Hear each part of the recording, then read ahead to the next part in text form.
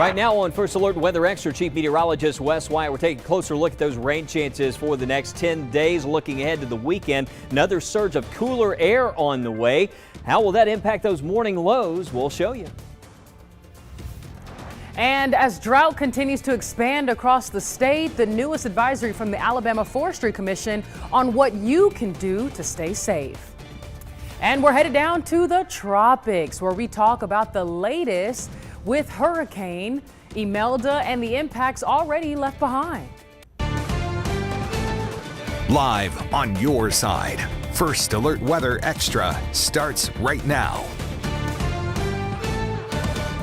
And right now on First Alert Weather Extra, Chief Meteorologist Wes Wyatt, a live look from Reform, and we're seeing plenty of sunshine here. I was noticing on our tower cam, we might be able to take that here coming up in a few moments. It looked like there might be a large smoke plume in the distance north of Birmingham. We're concerned about the fire danger that we're dealing with all across the state. Everything's so dry and crispy. This is one area. I was actually in Oxford earlier today. I guess we brought the good luck. We had a little shower that moved through, but it didn't last long, unfortunately, but there was a little bit of rain. Notice it's 78 right now here in Calhoun County at Oxford, but a current temperature there, Anniston, Oxford area. Tuscaloosa, one of the warm spots at 86 degrees. Fayette showing 85, down to 81 here at Jasper. You get around Smith Lake back to Coleman, I'm feeling some 70s coming back, and that's the thing, you know, these temperatures, look at Gadsden, 79. Temperatures dropping quickly here with it being so dry. We've had more clouds over the eastern part of the state today, but here's a little pop-up that started. It moved through Alexandria, so Alexandria, we won today, and looks like Morrisville getting a nice little shower there, moving towards the southwest direction. If that holds together, may make it down towards places like Lincoln again. We'll keep a watch on it. Golden Springs, and there's Anniston. Actually, some light rain pushing in. It's light, but it's crossing right there around Quintard Avenue and moving towards the southwest direction. But you get the picture here. We're in this northeast flow. There's high pressure over the New England states dropping down towards the mid-Atlantic. That's another feature that's really helping to shift those tropical systems out to sea, out in the Atlantic. But we're on the backside of all that tropical activity, so we've got this northerly flow, but you can see we do have a couple showers there moving to the south, and there's a chance that tonight some of this is showing right now far east and northeast areas, but later tonight by 10 o'clock, wouldn't surprise me see a couple of these leftover showers, maybe down into parts of Coosa, southern Talladega, even into Chilton counties. But the model data is suggesting some of that could hang on here in areas further south. Of course, one of the big stories we're talking about, the drought conditions that we have across the state, and we'll likely see those conditions expand as we move into the end of the week here. And weather headlines is another surge of cooler, drier airs coming up towards Friday morning, and it should drop those low temperatures down into the 50s. That's one big thing. Another big thing we're talking about is scattered storms back in the forecast by Sunday, and we'll have more on that coming up in Maine weather. But talking more about those rain chances in the long range and the impact on the drought monitor, Tania, it still looks like while we have severe drought conditions in mostly the western part of the state, we'll probably see that expand more in the central and the eastern areas. Yeah, and that's the big concern right now, Wes. We want people to avoid burning and to continue to water their yard, just because we're still dealing with these really dry conditions. Take a look at the latest drought monitor. Wes briefly showed this, but I want to just break it down a little bit more for you. You can see what areas are under the worst drought, and that's really areas south and west. Severe drought for parts of Greene, Hale, and even parts of Perry County. This is a level 3 out of 5 drought. We have moderate drought for Walker, parts of Jefferson County, Tuscaloosa, all, and really almost all of Pickens County, all of Sumter County there. And then again, that severe drought for further down south and west, but areas in that more of that brighter yellow color, those are abnormally dry conditions, level 1 out of 5 drought. So not terrible, but still we need some rain. And the reason why we want you to avoid burning is because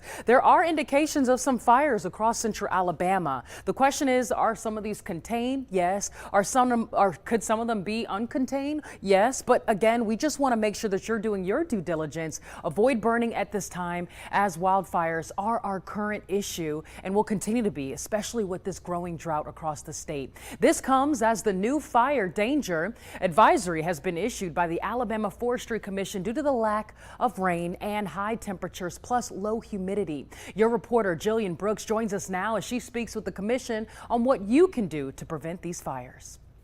So with very dry, low humidity conditions like we see today, a single small spark can create a really big fire. Which is why the entire state of Alabama is under a fire danger advisory, but you can help protect our state.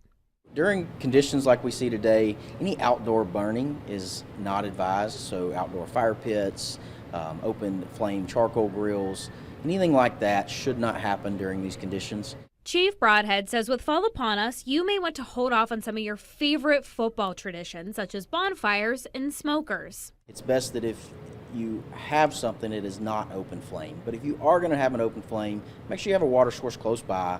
Also, make sure you douse the wood or the embers that you were using for that flame, and then have an ember cover. So on an open burning, there would be a screen that goes on it to ensure that embers don't fly up and potentially get into wild areas.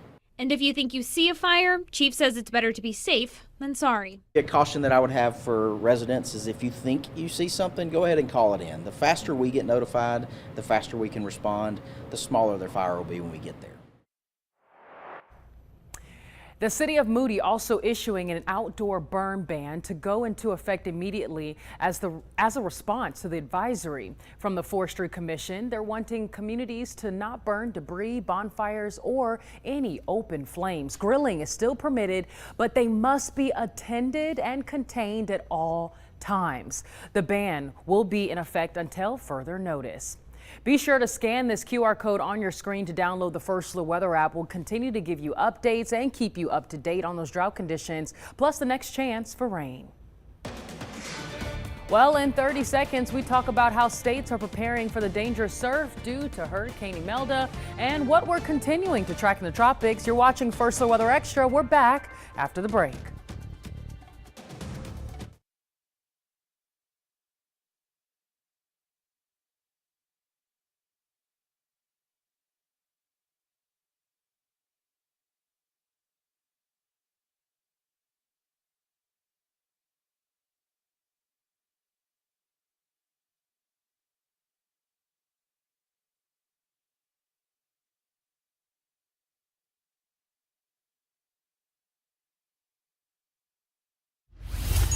All right, how about a first check on some football weather coming up for the weekend? We'll have that in a few moments, but I want to show you first off, we're going to check out the scene from Bermuda this evening as Hurricane Imelda prepares to make landfall tomorrow. Bermuda certainly impacted, but that system, it's going to move way on out to sea. Let's go ahead and just show you what it looks like here. First off, Imelda is right now, it's a hurricane, and it winds at 85 miles per hour. You can see the track on this is going to be taking that system. Looks like it's going to quickly by Sunday move out over the northern Atlantic. Let me see if I can go back to that map here and pull it up for you. So here we go. There it is. Looks like by Sunday, yeah, moves out over the north central Atlantic. It's going to weaken quite a bit. And then also we're tracking Humberto, which is expected to become subtropical. These are the only two systems that we're watching at the moment. It's something about this pattern. We've been seeing all Atlantic systems, and thankfully Imelda has shifted now. Unfortunately, it will have an impact on Bermuda, but you can see Humberto, they're expected to become post-tropical as that moves out to sea. But as promised here, I just want to show you here real quickly. I was mentioning we put together our kickoff forecast for the weekend. I know a lot of you are planning for the weekend already, and just to show you looking ahead to Saturday in Tuscaloosa, looks like some nice weather. We'll have some 60s to start the day, afternoon highs in the mid-80s. And also for UAB fans, Army at UAB, you can see kickoff temperatures at 11 o'clock around 76, but still some low to mid-80s. But overall, not a bad weekend for college football. Auburn's off this weekend. We got some bye weeks coming up, but just to let you know. Check the weather app, though. We'll continue to fine-tune those rain chances, and we are tracking a few of those pop-ups at the moment, especially in here across East Alabama. We'll go in for a closer view, plus have that 10-day forecast coming up. Thanks, Wes. Yeah, we've been talking about the tropics, and hopefully we get some rain, but unfortunately it's not coming from the tropics as we expected last week. Because these systems are staying out in the Atlantic Ocean, they're not bringing us much moisture here across central Alabama, even though we're in desperate need of some of that rain. Well, the U.S. effects from the hurricane are still being felt, though, across the East Coast as the system tracks farther along the East Coast and continues to move out into sea. Fox weather correspondent Michael has more from Melbourne Beach, Florida. With the wind and the rip, it's dicey. folks along the Atlantic coast are bracing for Imelda. The storm dropped heavy rain on Cuba and the Bahamas on Monday, causing at least one death. And now it's turning north, expected to track parallel to the east coast. Here in Florida, the effects are already being felt, with some beachgoers concerned about rip currents. The waves don't look large, but the idea of being sucked out into the ocean, against your will and being, pulled out and drowning, it's a big concern. The Carolinas are bracing for the biggest impacts. Heavy rain is in the forecast with flooding possible from Charleston to Wilmington. South Carolina Governor Henry McMaster says emergency crews have been pre-positioned along the coast. And in North Carolina, Governor Josh Stein has already declared a state of emergency. It's really important that folks know what the hazards are in their region. They need to know that history, that climatology, and be ready to get out when they need to. And while the area is being spared a direct hit, there are still plenty of risks, especially on the beach. High surf alerts are in place. We could see waves up to 11 feet high, and experts say if you plan on getting in the water, know before you go. Make sure you get out to the locations where it might be safe, where there are lifeguards, and if there is a threat, stay out of the water. And we're forecasting that rain to finally wind down on Tuesday. Rest of the week, by the way, looks warm and sunny. I'm Michael Estime in Melbourne Beach for Fox Weather. Well, here is a list of the hurricane names, or at least the named storms for this 2025 Atlanta hurricane season. You can see we've been through 9 names, and our 10th name, if we have another named storm, that name will be Jerry, and after that, Karen, Lorenzo, Melissa, and the list goes on. But it's crazy. We passed the peak period of hurricane season just a little bit a while ago into the month of September, and now we're coming up on our 10th named storm, if we can get to that point. But some good news, the Alabama Red Cross bringing one of the members home from deployment. Annie Rigel was headed to North Carolina to support hurricane relief efforts. And while the Red Cross says they are grateful for the storm moving away, they're also grateful for those who are ready to serve in the time of need.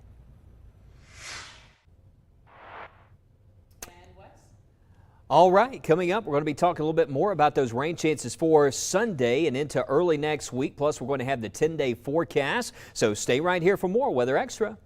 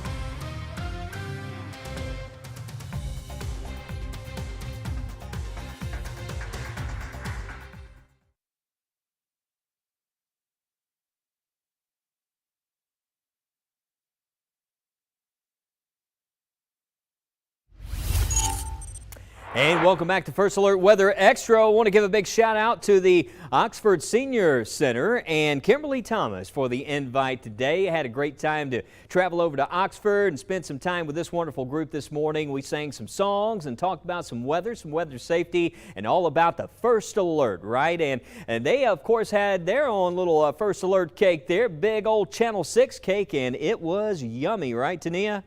Yeah, well, it's more, I don't know if it's a full 6 as of right now, but it was quite delicious. But what a sweet treat, and certainly a big thanks to all of our friends here in Oxford, Alabama. Big festival coming up here in Oxford this weekend, big Oxford Fest, and looks like Saturday the weather should be perfect for that. Right now we've had a couple of showers move through, 78 degrees right now. Live look from that 911 camera here from our friends with the Calhoun County 911, and it looks like areas further south we might still get a couple of showers here. And let me just show you, we'll go to some other views. There's Blount County and Nectar and Birmingham. Earlier you could see there was looked like a large smoke plume north of town. There was an area there we were watching where there might have been a fire. It looks like that's disappeared, so it looks like that was under control. 84 degrees though right now. What a view, right? With those clouds out there, just a few clouds, and we do have some clouds in Tuscaloosa. Coming up after the top of the hour, there will be a space station flyover, so hopefully we catch some of these breaks in those clouds. I do think we'll clear out this evening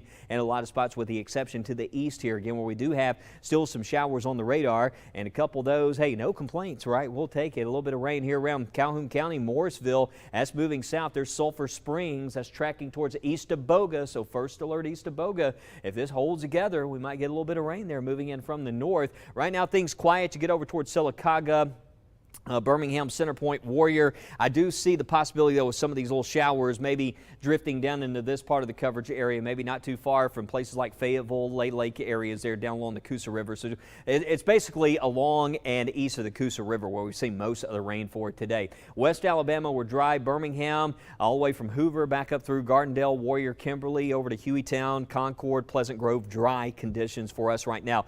Looking ahead to later this evening, areas south, maybe a couple showers. And let's take it on into Wednesday. Tomorrow morning, we start out more 60s. And look to the north here, Coleman. You get into places like Coleman, Garden City, and back in towards Good Hope. Temperatures in the low 60s there to start the day. Hanceville, not a bad start in the morning. Nice, cool start. We take it to lunchtime Wednesday, and temperatures back into the 80s. You can see over towards Utah and Greensboro, 81 degrees. Not too bad through midday, but afternoon heat will build back into the mid-80s around the area. But notice this one model showing maybe a couple showers over into West Alabama, so we can't rule out a couple little pop-up showers there during the day. Again, we've been talking about those tropical systems moving out into the Atlantic, Umberto and Imelda, but as we take a look at the next big thing in those weekend rain chances, I still think by the time we get to Sunday, there's a disturbance near the coast that could generate some showers. Looks like some of those could develop as early as Sunday afternoon, so we do have scattered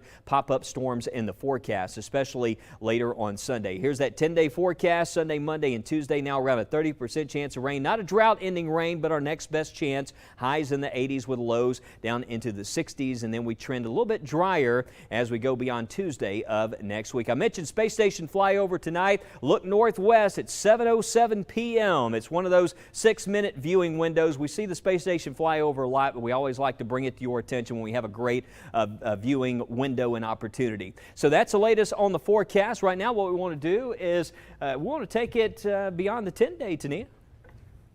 We certainly do, Wes. Starting off with that holiday countdown beyond 10 days from now. We've got 31 days until Halloween, October the 31st, 33 days until daylight saving time ends. I'm really sad about that one, guys. That's November the 2nd, because it gets to the point where me, Wes, Lauren, we leave after First Weather Extra and it's dark outside. But it's okay. As far as we gear up for the season of the holidays, even Thanksgiving, many of you could be getting ready to go check out the leaves as they change colors. But you could be under a tighter time crunch this season. Fox News' Ted Lindner reports why. As we dive deeper into fall, environmental experts are telling leaf peepers to start planning their trips to soak up the foliage, citing how pre-autumn weather has impacted trees in many prime regions across the country. Really droughty period that started in August, and the leaves have started to change earlier here in Ohio and really pretty much throughout the Northeast. than they would normally, mostly because of really dry conditions. And while Professor Brent Songen of The Ohio State University expects leaf colors to still be bright this season, he warns they may not stick around for long. We'll probably still have as many sort of reds and yellows, etc. But it'll just happen quicker. So if you're looking forward to getting out there and seeing some fall color, plan to do it in the next couple weeks, because with these dry conditions, those leaves will be falling off pretty quickly. But the leaves are more than just beautiful. Data indicates trees play vital roles in many states' outdoor recreational economies. We've shown that outdoor recreation is worth anywhere from $16 to $20 billion per year. And maybe 50% of that value really happens in the fall and is somehow associated with the fall time activities that people engage in. The northeastern U.S. is kind of that place where you have these, really vibrant fall colors, and that is closely located to really big cities, right? You got Boston, New York City, pretty close to Vermont, New Hampshire, Maine. So people both driving through and people having hikes as well. So there's a huge amount of activity associated with those sort of fall leaf time viewing. Meanwhile, an area's elevation can also impact when leaves change colors, with trees in higher elevations turning sooner. Ted Lindner, Fox News. I just love the fall season, don't you? Let's take a look now at that beyond the 10-day forecast. Looking 6 to 10 days out from now, October the 16th through October the 20th. Really hard to believe that October is literally just a day or two away. It's crazy. As we look across the United States, we're seeing mostly above average temperatures, and that includes us right here across central Alabama. Still going to be battling the heat. Are we talking about 90-degree weather? No, but I do still see more afternoons in the 80s. So buckle up. We're in this transition. It'll start feeling a lot cooler, especially for those early mornings and late evenings. You may already feel the cooler conditions now. As we take a look at that precipitation outlook, October 6th through the 10th, across the U.S., a mix. Most areas actually near average as far as rainfall amounts go this time of the year, or at least I should say into the first few days of October. But we're kind of split across central Alabama, seeing above average rainfall to the east. We have been getting more wet weather there and a lot drier to the west. And that's the area that needs more of the rain with those worst drought conditions. But that's that beyond the 10-day forecast. We'll be right back with more First Alert Weather Extra and a final check on that 10-day right after the break.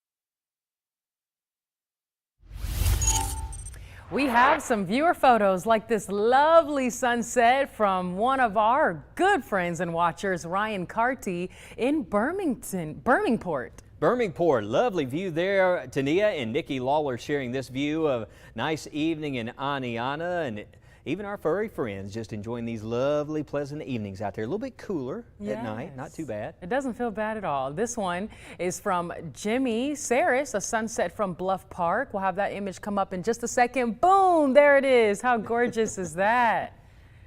Yeah, some lovely views. We had a couple of isolated showers out there yesterday, and Rebecca Reeves was able to capture a lovely rainbow in the Susan Moore area, and it was from one lone shower, but it put on quite the show, Tania. It really lit up the sky. It was a double small shower. Rainbow. You see that, Wes? Yeah. Look close. There's a double rainbow. It is double. Yeah, I noticed the first rainbow, but yeah, it is a nice double rainbow. But some lovely views out there, and we certainly appreciate you sharing your viewer photos with us. And how about this to top it off? The Northern Lights over Trail Ridge Road in Colorado from Stephen McElroy. And Stephen does a great job with these astronomy photos. He shares a lot of the views, and I remember he shared some back when we had the big solar eclipse. He had some incredible views there. But hey, nice weather for sky watching coming up again at 7:07. Just a couple minutes. Yeah, we got the space station flyover. And listen, and I mentioned this, it flies over a lot, but when we have nights where we have nice weather, nice when viewing you can actually windows, see it. Yeah, you can actually see it. It's you might nice. as well take advantage. Yeah, but look northwest. Okay, look northwest. All right, well, let's take a look at that 10-day forecast. Not too shabby. A few showers tomorrow for us on Wednesday. But hey, you spoke about cooler temperatures. I see some in the near future. Friday? Hey, Friday morning, look, that's for real. I mean, we were talking about model data was suggesting we could see some low 50s. I still think Friday morning, some low 50s areas to the north. So, oh, yeah. Yeah, it's going to feel like October Friday morning. We love that. Checking for updates tonight, first at 9.